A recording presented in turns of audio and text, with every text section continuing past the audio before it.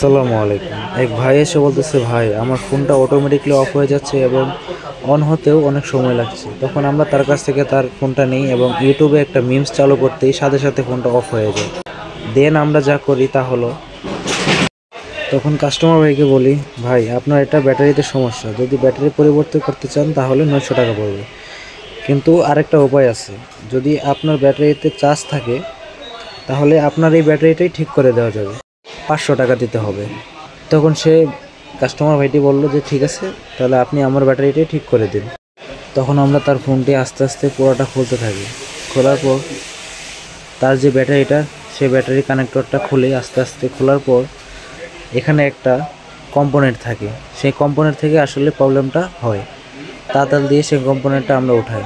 ওঠানোর পর আমরা আবার আগের মতো সেটিকে ফিটিং করে দিই। ফিটিং করে দেওয়ার পর আমরা আবারও চেক করি যে প্রবলেমটি কি চলে গেছে নাকি এখনও আছে। তবে আমরা 100% শিওর যে প্রবলেমটি চলে গেছে, বিকজ আগে অনেকবার করছি। সো আমাদের ধারণা আছে যে কাজটা কমপ্লিট হয়েছে। তারপরও আমরা ফোনটা টোটালি অন করি। অন করার পর ইউটিউবে যাই, ইউটিউবে গিয়ে একটা ভিডিও প্লে করি। একটা না, প্রায় 2-3টা ভিডিও প্লে করি। প্লে করার পরে আমরা দেখতে পারি যে প্রবলেমটি সলিউশন হয়ে গেছে। তো কাজ জানা থাকলে এগুলো ছোটোখাটো প্রবলেম খুব সহজে সমাধান করা যায় এবং খুব ভালো ইনকাম করা যায়, যা আপনারা নিজ চোখেই দেখতে পেলেন।